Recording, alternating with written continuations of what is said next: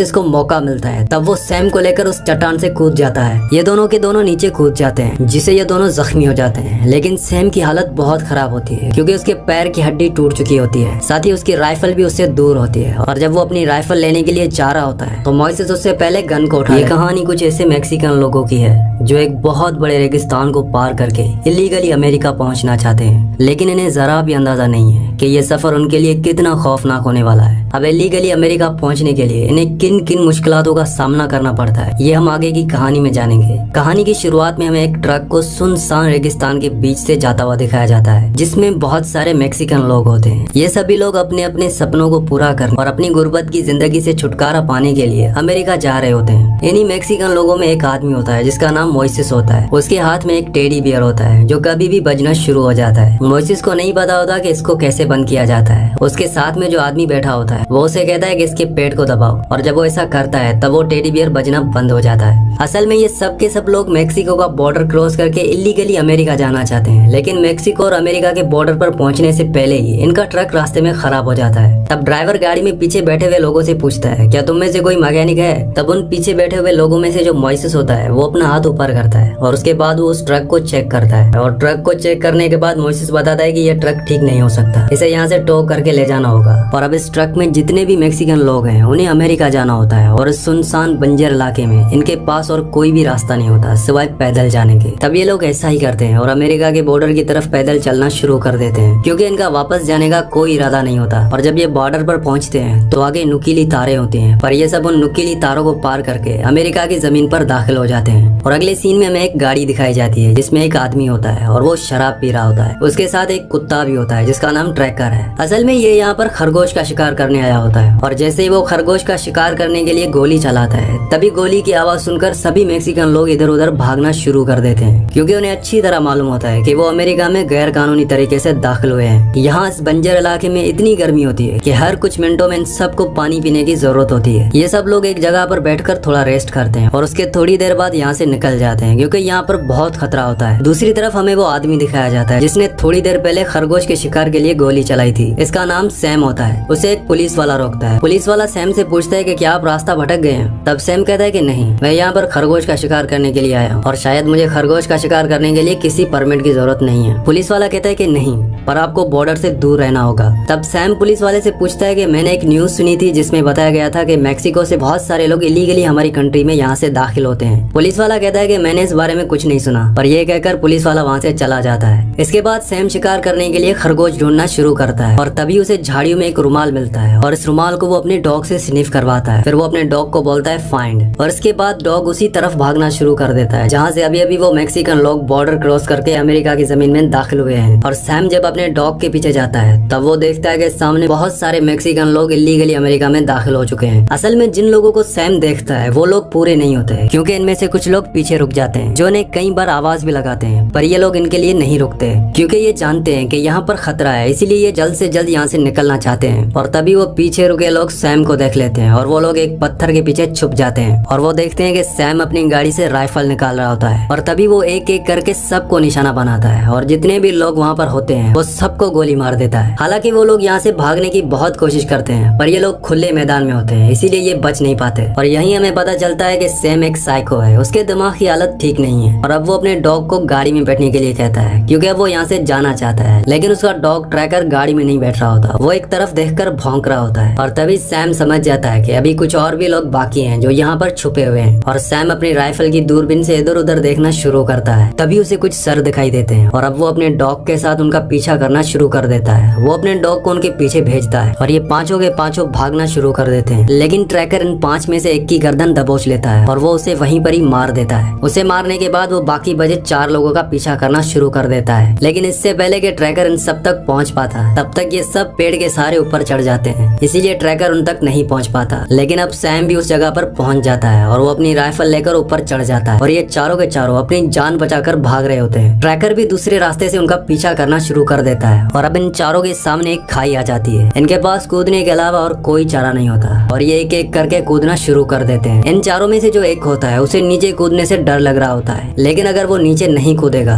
तो ट्रैकर उसे मार देगा, इसीलिए उसे कूदना पड़ता है। लेकिन उसका जंप कामयाब नहीं जाता और वो गिरने ही वाला होता है कि मोइसेस उसका हाथ पकड़ लेता है। वो उसे ऊपर खींचने की कोशिश कर रहा होता है और दूर से सैम उन्हें देख लेता है और वो अपनी राइफल से लटके हुए आदमी पर निशाना लगाता है और उसे गोली मार देता है। इसके बाद वो मोइसेस पे भी गोलियां चलाता है, लेकिन मोइसेस उसे बच जाता है और वो वहाँ से निकल जाता है। लेकिन सैम और उसका डॉग ट्रैकर उनका पीछा नहीं छोड़ते। ट्रैकर एक इंटेलिजेंट डॉग होता है, वो सैम की हर बात मानता है। वहीं दूसरी तरफ ये तीनों के तीनों चट्टान के सहारे यहाँ से निकलने की कोशिश कर रहे होते हैं। तो ट्रैकर सैम को फिर से उस जगह ले आता है जहाँ पर ये लोग मौजूद हैं। सैम भी चट्टान के सहारे इनका पीछा करना शुरू कर देता है और धीरे धीरे वो उन तक पहुंच जाता है। सैम एक साथ तीनों को नहीं देख पाता, बल्कि वो सिर्फ एक को देख पाता है और जैसे सैम उसे गोली मारने वाला होता है, वो आदमी खुद ही नीचे गिर जाता है और नीचे ट्रैकर होता है। ट्रैकर उस आदमी पर हमला कर देता है और उसके बाद सैम भी वहाँ पर पहुंच जाता है और वो उस आदमी को गोली मारकर खत्म कर देता है। सैम के ठीक ऊपर मोइसेस और एक लड़की है। अब सिर्फ ये दोनों बचे हैं, लेकिन इन्होंने अपने आप को एक चट्टान के पीछे छुपाया होता है, इसीलिए सैम इन्हें नहीं देख पाता। तभी मोइसेस के बैग में जो छोटा टेडी बियर होता है वो बजना शुरू हो जाता है। मोइसेस जल्दी से उसे अपने बैग से निकालकर बंद कर देता है। तभी सैम और ट्रैकर को थोड़ा शक हो जाता है, लेकिन वो इन्हें नहीं देख पाते और यहाँ से निकल जाते हैं। इसके बाद मोइसेस और उसके साथ जो लड़की है जिसका नाम एडली है, ये दोनों वहाँ से निकल जाते हैं। अब रात होने वाली है, इसीलिए ये दोनों एक जगह पर बैठ जाते हैं। एडली मोइसेस को बताती है कि वो कभी भी अपना शहर नहीं छोड़ना चाहती थी, लेकिन उसके पेरेंट्स को लगता है कि उसका इस शहर में रहना सेफ नहीं है। वो चाहते थे कि मैं हमेशा के लिए अमेरिका चली जाऊं, इसीलिए उन्होंने मुझे एक आदमी के साथ अमेरिका के लिए रवाना किया था। वो आदमी अब मर चुका है। मोइसेस एडली को बताता है कि उसकी फैमिली ऑकलैंड में है, जो आज भी उसका इंतजार कर रही है। वो कहता है कि मैं वहाँ पर इलीगली रहता था और मुझसे एक गाड़ी की हेडलाइट टूट गई, जिसकी वजह से पुलिस ने उसे पकड़ लिया और इसीलिए ये डिसाइड किया गया कि इसे डिटेंशन सेंटर भेजा जाएगा। और जब मुझे भेजा जा रहा था, तब मोइसेस का छोटा बेटा उससे मिलने के लिए आया और उसके हाथ में जो टेडी बियर होता है, वो कहता है कि ये मेरे बेटे ने मुझे दिया था और मैंने उससे वादा किया था कि मैं वापस आकर ये टेडी बियर तुम्हें लौटाऊंगा। हालांकि मेरी वाइफ ने मेरे बेटे से ऐसा वादा करने से मना किया था, क्योंकि उसको लगता है कि मैं अपना एक भी वादा पूरा नहीं करता। इसके बाद मुझे मेक्सिको भेज दिया गया और अब मैं वहाँ वापस जाना चाहता हूँ अपने बेटे को उसका टेडी बियर वापस करने।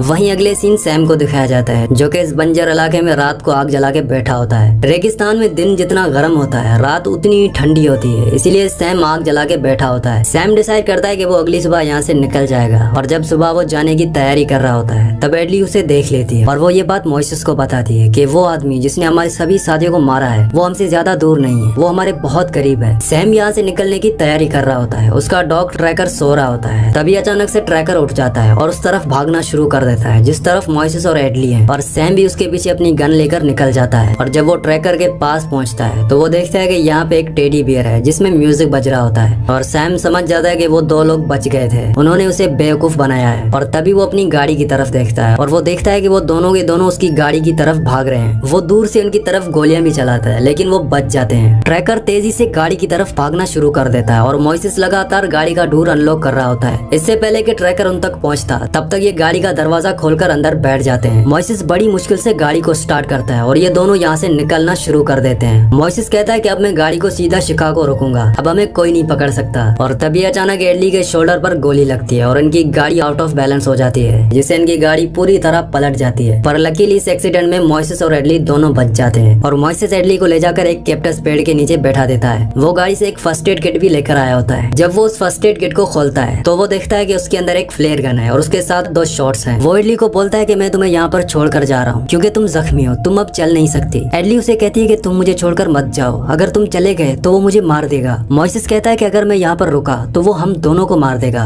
मेरा एक बेटा है, मैंने उससे वादा किया है और मैं उस तक पहुँचना चाहता हूँ। मोइसेस एडली को वहाँ छोड़कर फ्लेयर गन लेकर वहाँ से निकल जाता है और अगले सीन दिखाया जाता है कि सैम अब ट्रक तक पहुँच जाता है, लेकिन जब वो गाड़ी के अंदर देखता है तो अंदर कोई नहीं होता, उसे वो दोनों नहीं मिलते और अब वो उस तरफ बढ़ना शुरू कर देता है जहाँ पर एडली है। इससे पहले कि वो एडली तक पहुँच पाता, उसे आसमान में फ्लेयर गन का शॉट दिखाई देता है जो कि मोइसेस ने चलाया होता है। मोइसेस को पता होता है कि ये दोनों एडली तक पहुँच जाएंगे और वैसे भी एडली ट्रक से इतनी दूर नहीं होती, इसीलिए उसने आसमान में फ्लेयर गन चलाई होती है। सैम अपने डॉग ट्रैकर को बोलता है कि उस लड़की को छोड़ो, वो वैसे भी ज्यादा देर तक जिंदा नहीं रह पाएगी, जाओ और उस आदमी का पीछा करो। ट्रैकर सैम की बात को मानकर मोइसेस का पीछा करना शुरू कर देता है। मोइसेस कैक्टस के पेड़ों के अंदर छुप जाता है और जैसे ट्रैकर मोइसेस की तरफ हमला करने के लिए पहुंचता है, तब मोइसेस उसके मुंह पर फ्लेयर गन का शॉट चला देता है जिससे वो बुरी तरह जल जाता है। मोइसेस वहाँ से भागता हुआ निकल जाता है। जब सैम अपने डॉग ट्रैकर, जिसे वो बहुत प्यार करता था, अब वो अपनी जिंदगी की आखिरी सांसें ले रहा होता है, वो तड़प रहा होता है, इसीलिए सैम ना चाहते हुए भी अपने डॉग ट्रैकर को गोली मार देता है। इस बात से उसे बहुत दुख होता है और साथ ही साथ उसे बहुत गुस्सा आता है। अब सैम का एक ही मकसद होता है और वो है सैम को खत्म करना, इसीलिए वो मोइसेस का पीछा करना शुरू कर देता है। वो मोइसेस पर कई गोलियां भी चलाता है है। वो देखता है कि मोइसेस एक चट्टान की तरफ जा रहा होता है। तब सैम भी उसी चट्टान के ऊपर पहुंच जाता है। मोइसेस ठीक सैम के नीचे होता है, पर सैम को वो दिख नहीं पाता और जैसे मोइसेस को मौका मिलता है तब वो सैम को लेकर उस चट्टान से कूद जाता है। ये दोनों के दोनों नीचे कूद जाते हैं, जिससे ये दोनों जख्मी हो जाते हैं। लेकिन सैम की हालत बहुत खराब होती है क्योंकि उसके पैर की हड्डी टूट चुकी होती है, साथ ही उसकी राइफल भी उससे दूर होती है। और जब वो अपनी राइफल लेने के लिए जा रहा होता है तो मोइसेस उससे पहले गन को उठा लेता है और उस पर उसकी खुद की राइफल तान देता है। मोइसेस उसे कहता है कि तुमने हमें ऐसे मारा जैसे हम सब कोई जानवर थे। सैम उसे माफी मांगता है। वो उसे कहता है कि मेरी जान मत लेना। मोइसेस उसे कहता है कि मैं तुम्हें गोली नहीं मारूंगा, तुम्हें ये बीहड़ अपने आप मार देगा। और मोइसेस वहाँ से जाने लगता है। सैम उसकी मदद के लिए गिड़गिड़ाता है, लेकिन मोइसेस उसकी बात ना सुनते हुए वहाँ से चला जाता है। और मोइसेस वहाँ से सीधा एडली के पास आता है, जिसकी हालत काफी नाजुक होती है। वो लगभग मरने वाली होती है। मोइसेस उसे अपने कंधे पर उठा लेता है और उसे कहता है कि तुम्हें हिम्मत नहीं हारनी, हम यहाँ से निकल जाएंगे। और वो एडली को अपने कंधे पर उठाकर आगे बढ़ना शुरू कर देता है। और सामने एक साल्ट लेक होती है और वो उस पर पूरा दिन चलने के बाद सामने उसे गाड़ियों की रोशनी दिखाई देती है। इसका मतलब कि ये अब हाईवे तक पहुंच चुके हैं और हाईवे पर पहुंचने का मतलब अपनी मंजिल पर पहुंचना। इसी सीन के साथ इस मूवी का यही एंड हो जाता है। ये एक स्पेनिश मूवी और पर्सनली ये मूवी मुझे बहुत पसंद आई है। अगली कहानी आप किस मूवी पर सुनना चाहते हैं मुझे नीचे कमेंट्स में जरूर बताना। और अगर ये वीडियो आपको पसंद आई हो तो इस वीडियो को लाइक लाजमी से कर देना और मजीद ऐसी वीडियोस देखने के लिए हमारे चैनल को सब्सक्राइब करना मत भूलना।